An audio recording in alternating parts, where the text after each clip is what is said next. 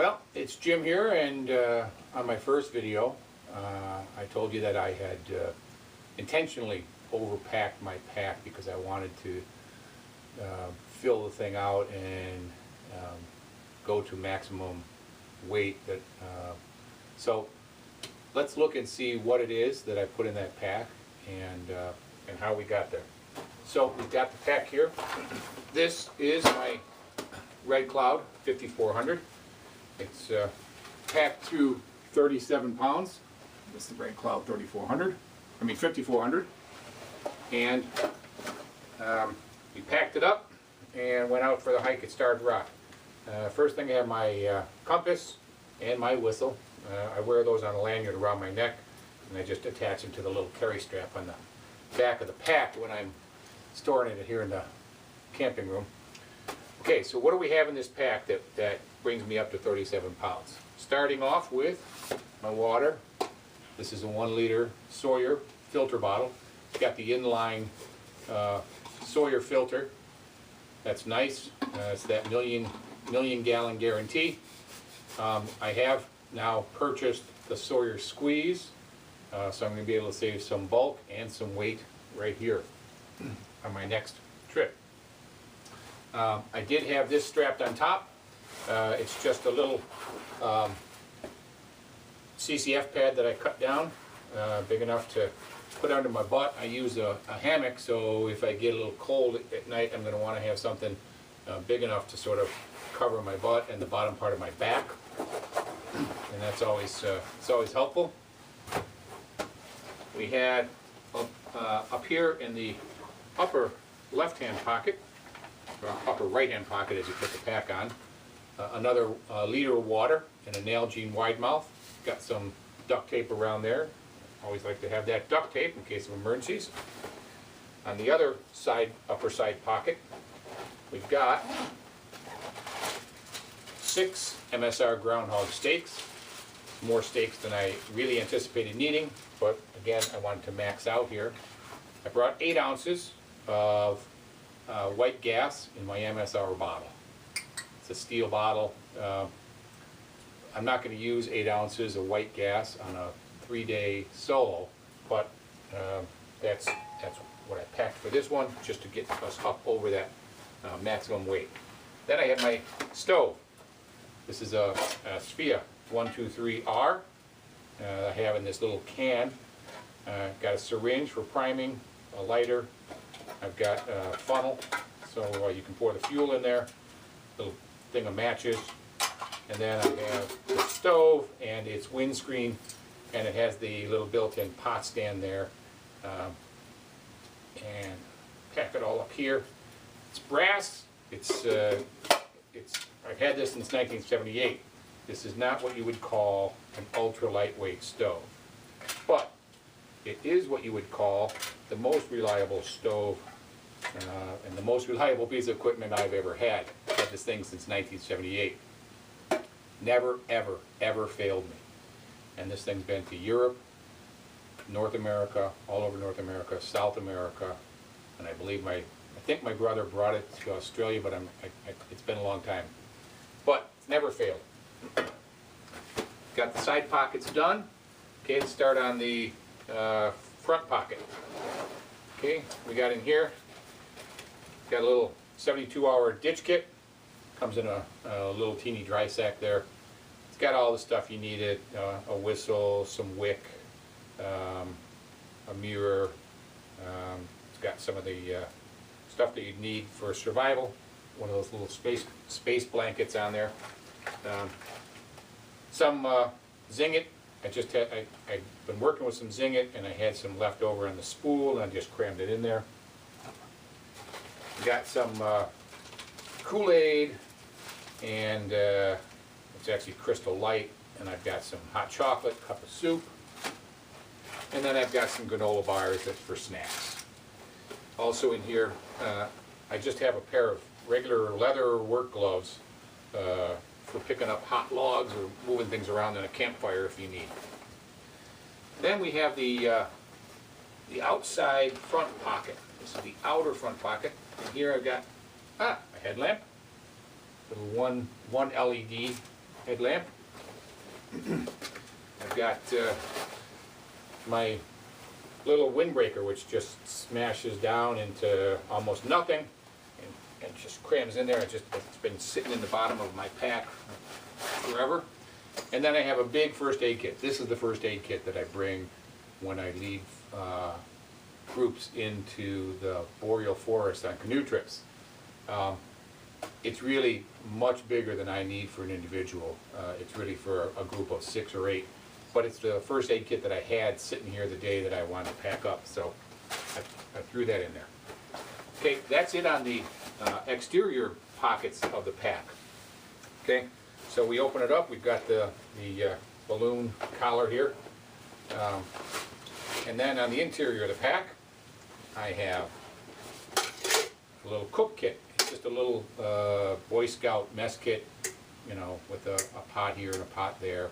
Little fry pan plate in there and one of those little plastic cups and a spoon. I don't know how much all this stuff weighs individually. It was 37 pounds total.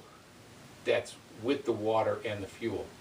I understand why guys talk about their base weight, but when I'm out there and I'm just getting in shape now, my knees really don't care if it's base weight or not. They care about how much weight I'm putting on them. And they said 37 pounds was a little too much to be putting on them for the first day out. And I got my little Ditty Bag here. It's got stuff in here. Toothpaste, some of my fiber supplements that an old guy like me has to use. Got an ace bandage, the old knee that goes out on a pretty regular basis nowadays. Band-aids, bandana,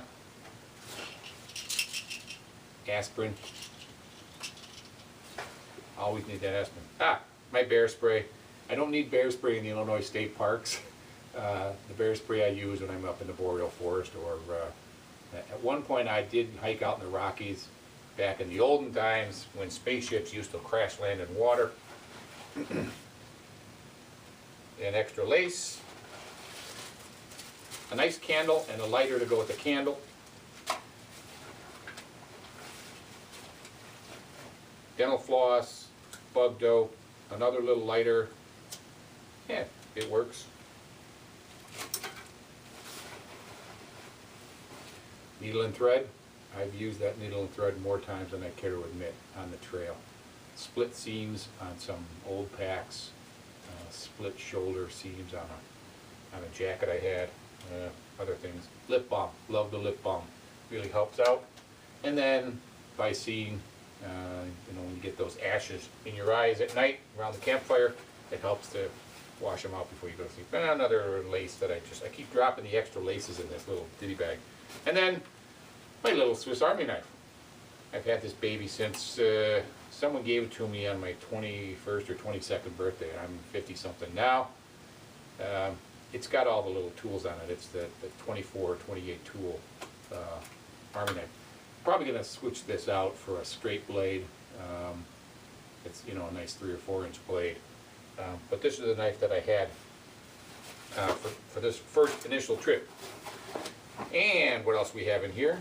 We've got the, my rain pants. REI rain pants. My daughter bought them for me. They work great. They weigh almost nothing. They're really nice, comfortable. You can throw these things on over the top of your long johns or your jeans, and they make you just that much warmer, even in a chilly environment. Here we have my sleeping and shelter. We've got my war bonnet, Blackbird 1.7 double layer hammock, and I've got a couple of climbing grade carabiners that help. I wrap them around the tree steps, around the tree, clip it. Very simple, very easy. You can go lighter with this stuff, and if you get on hammockforums.com, you'll see, or hammockforums.net, you'll see people who have ultralight suspension on their hammock. But I just like that. It's so easy. It's so convenient. Then I have a tarp that goes over the hammock. This is in the Hennessy snakeskins. It's a Hennessy Hex tarp. It's their polyester tarp, so it's not lightweight. It's not their like ultra lightweight, but it's just a regular tarp, but it's big. It's like 10 feet by 9 feet, and it's hexagonal. Real nice coated polyester tarp. This is something that I think over time I will be upgrading. Then we had my clothing. And the clothing goes in here. I put it in a dry sack. Everything goes in. It's a dry sack and compression sack. It's a Sea to Summit event. Works real nice. You can smash it down, the air comes out the bottom, and you can compress everything down real small. These work really, really good on canoe trips when I'm using like a Duluth Pack type bag. The sleeve on this is a little small to cram this stuff in there, but it does fit. These work great. Again, it's a dry sack, so you have that dry sack closure, the fold down closure. And what do we have in my bag here? Well, we've got my Big Agnes sleeping bag. It's a fish hawk. It's rated to 30 degrees. No down on the bottom part of the bag. Being a Big Agnes, it has the pad sleeve at the bottom. But it works real nice for a top quilt in my hammock. And then how do you keep warm on the bottom side in your hammock? Well, you use the underquilt. This is a KAQ Potomac. This is a full-length underquilt. So it really covers from head to toe. It's a synthetic fill. Again, with the canoe trips, I do prefer to have synthetic because you're around a lot of water. Don't know, again, exactly what that weighs, but it's nice. It keeps you nice and warm in basically a 3-season environment. Then I have some Fleece Pants. My better half bought these babies for me for Christmas. They got the beautiful moose pattern on them. Great for the tiny woods. We have more stuff in here. We've got some long johns. These are my dual fold long johns. Real warm. They're a wool and polyester blend. I have a mid-weight fleece jacket, full zip. I wear my fleece sweater a lot. I have, this is just a long sleeve t-shirt. It's cotton, but I put it in here just because I wanted to sort of fill up some weight space. Bounty Waters, it's a souvenir cotton t-shirt, insulated, that waffle type insulation. Extra wool socks. Always need those beautiful smart wool socks. One spare pair of underwear. And we've got my wind pants, and these are nice. These are lined with polyester, and they're drawstring closure at the top, and they've got zips here so you can put them on over your boots. $3 at Goodwill. $4 at Goodwill. $4 at Goodwill. Goodwill is the best store going for buying excellent outdoor wear. Okay, so that's how I get to 37 pounds, and that's the NOOB Pack. As we go on further into the endeavor, I'm sure I'll make that lighter and smaller. Hopefully I'll be able to get it down to a ULA ohm. That's my desire. I'd like to get one of those ULA ohm packs and then get my weight down around 15, 16 pounds, somewhere in that range.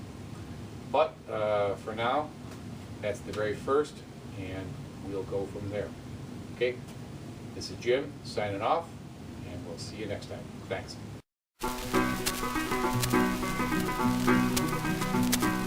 Twinkle, twinkle, electric star, yonder goes Brady on an electric car, making his way to the freedom line. He's gonna kill him a sucker.